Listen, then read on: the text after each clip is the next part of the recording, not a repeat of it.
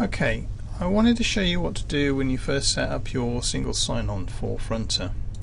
You'll get a username and password from your teacher, and when you first start Fronter or Internet Explorer, this box here will always appear. And for your first time you need to ignore this because you haven't set your password up yet. So you cancel this and you're left with the Fronter username and password box. So what you do is put in for your new username and password. Okay, and then you put your first password that you've been given. Get that right, like so, and log in. Okay, and when you first log in Fronter, it asks you to change your password. So you put in the one you've just been given by your teacher, and then you put in a new password, like so. Okay, and click on OK, and that'll log you into Fronter. So now you've basically set your username and password up for Fronter, ignoring for this minute part the single sign-on. So if I log this out, okay, and then close this box, if I open up Internet Explorer again, okay, the password box comes up, and now what I can do is I can put in my username and password.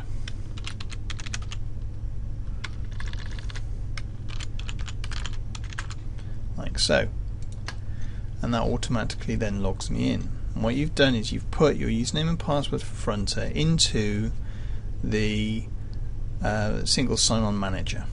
Okay, and if we look down here at this little box, and if I right click and click on show, okay, you see here Fronter, my account is JTrainer and it's been enrolled into the system.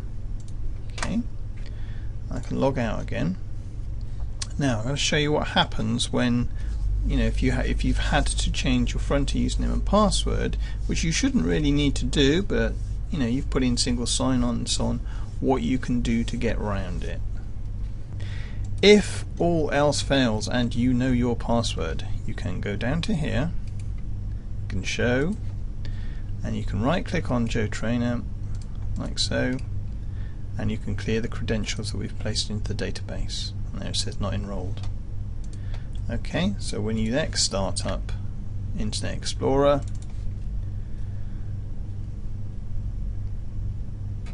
okay, you get a completely cleared credential box, and I can put in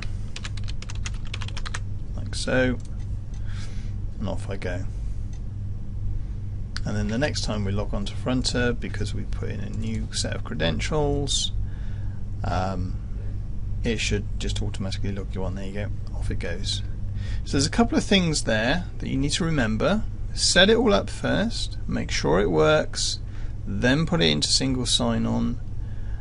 Leave single sign-on until you're happy that you're logging in and logging off, and then you can put your username and password into single sign-on, and then you shouldn't have to do it again.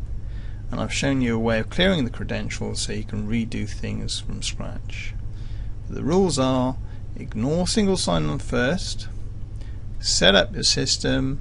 When you go back into it a second time, you can then set up single sign-on.